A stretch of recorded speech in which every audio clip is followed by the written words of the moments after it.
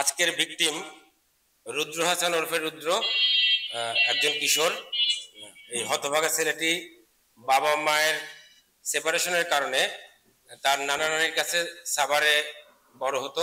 বাবা মা না থাকার কারণে তার মধ্যে ফ্রাস্ট্রেশন কাজ করত এবং সে নানা নানির কাছে থাকতেন এবং তার যে যাদের সঙ্গে মিশতেন তারা এলাকায় মাদক ব্যবসা, মাদক সেবী, মাদক সেবন করা, তারপরে বখাটে শ্রেণীর মানুষের সঙ্গে বা ছেলেদের সঙ্গে সে মিশত এবং একটি কিশোর গ্যাংয়ের সঙ্গে তার একটি সম্পর্ক হয়ে যায়।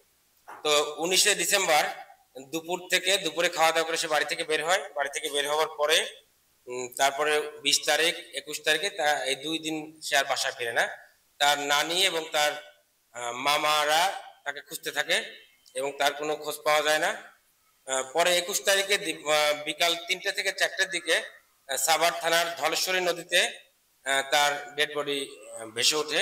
এলাকার লোকজন যখন তার মৃতদেহ দেখে চিনতে পারে, চিনবার পরে তার আত্মীয় স্বজন অর্থাৎ নানি, মামা এবং তারা অন্যান্য যারা আত্মীয় স্বজন আছে তাদেরকে খোঁজ দেন এবং ওনারা এসে লাশ আইডেন্টিফাই করেন। পরবর্তীতে নৌ পুলিশ এসে ডেড বডি উদ্ধার করে এবং সুরতাল প্রস্তুত সহ আইনি যে প্রক্রিয়াগুলো থাকে সেই আইনি প্রক্রিয়াগুলো সম্পূর্ণ করেন এবং করবার পরে সাভার মডেল থানায় একটি ইউডি মামলা রুজু করেন এবং আমরা 21 তারিখে পিবিআই ঢাকা জেলা যখন খবরটি পাই যে একজন অজ্ঞাতনামা ব্যক্তির ডেড বডি পাওয়া গেছে পানি থেকে, ইতিমধ্যে কিন্তু ওনার আইডেন্টিটি ক্লিয়ার হয়ে যায়, কারণ তার নানা নানা এসে আইডেন্টিফাই করে, তার নাম ক্লিয়ার করে। আমরা প্রথম নিউজটি পাই যে অজ্ঞাতনামা একজন ব্যক্তির মৃতদেহ পাওয়া গিয়েছে। আমরা যথারীতি পিবিআই ঢাকা জেলা থেকে টিম প্রেরণ করি, আমরা তার ফিঙ্গারপ্রিন্ট নিই এবং অন্যান্য যে আইনি প্রক্রিয়াগুলো সেগুলো আমরা সম্পূর্ণ করি এবং ছায়া তদন্ত অব্যাহত রাখি। তো আমাদের ডেড বডি দেখবার পরে আমাদের একটু সন্দেহ হয় যে মৃতদেহের মাথায়, মুখে বিভিন্ন জায়গায় আঘাতের চিহ্ন ছিল। তো একজন মানুষ যদি সিম্পলি পানিতে ডুবে মারা যায় তাহলে তার এই যে সমস্ত আঘাতের চিহ্ন ছিল সেই আঘাতগুলো সাধারণত থাকার কথা না। মূলত এখান থেকে আমাদের সন্দেহ হয়। কিন্তু আগের যে কার্যক্রমগুলো চলছিল, অন্যান্য যে অর্গানাইজেশন যে কার্যক্রমগুলো করেছিল সাভার থানা বা নৌ পুলিশ, তাদের একটি ধারণা ছিল যে সম্ভবত একটা অ্যাক্সিডেন্ট, পানিতে পড়ে হয়তো তার মৃত্যু হয়েছে। তো আমাদের নিবিড় পর্যবেক্ষণে সন্দেহ তৈরি হয় এবং আমরা তখন থেকে কার্যক্রম শুরু করি। যেহেতু তার শরীরের বিভিন্ন জায়গায় আঘাতের চিহ্ন পাই, তখন আমরা মানে তার অ্যাসোসিয়েট কারা ছিল তাদের সঙ্গে তার ওঠা বসা ছিল এবং আমি ইতিপূর্বে যেহেতু বলেছি যে সে একটু বখাটে হয়ে যায়। আমরা যখন ওই একটি ঘটনা উদ্ঘাটন করি, ঘটনার পরে মানে বিহাইন্ড দ্য স্ক্রিন কারা কারা থাকে আমরা সেই পর্যন্ত কিন্তু যাই।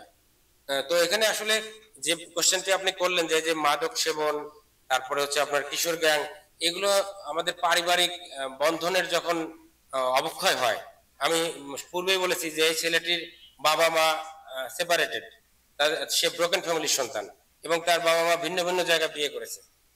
তো যখন সে বাবা মার আদর পায়নি, তারপরে নানা নানির কাছে এসে বাধ্য হয়ে থাকতে হয়েছে এবং আর্থিক সংকটের কারণে তার লেখাপড়া হয়নি, এই সার্বিক পরিস্থিতিতে তার মধ্যে ফ্রাস্ট্রেশন গ্রো করেছে এবং সে একটি সময় এলাকার যারা বখাটে মাদকসেবী সন্ত্রাসী তাদের সঙ্গে মিশেছে এবং প্রত্যেকটি ঘটনার পিছনে যদি আপনি যান, আমরা যেহেতু স্টাডি করি, যারা এই সমাজের মাদকসেবী বলেন বা যারা ছোট কিশোর অপরাধী বলেন, এদের কিন্তু কোনো না কোনো মানে পারিবারিক প্রবলেম আছে। আইদার তার পারিবারিক ভাবে তার বাবা মার ব্রোকেন সংসার, অথবা বাবা আছে মা নেই, অথবা বাবা মা একজনও নেই, অথবা বাবা মায়ের অশান্তির কারণে তার অশান্তি দেখে তার মানে বড় হওয়া, এই সমস্ত প্রেক্ষাপটে তার মধ্যে যখন এক ধরনের ফ্রাস্ট্রেশন জন্ম নেয় তখন সে কিন্তু ডিরেলড হয়ে যায় মূল পথ থেকে। তখন সে মানে অন্যদিকে চলে আসে, ডাইভার্ট হয়ে যায়।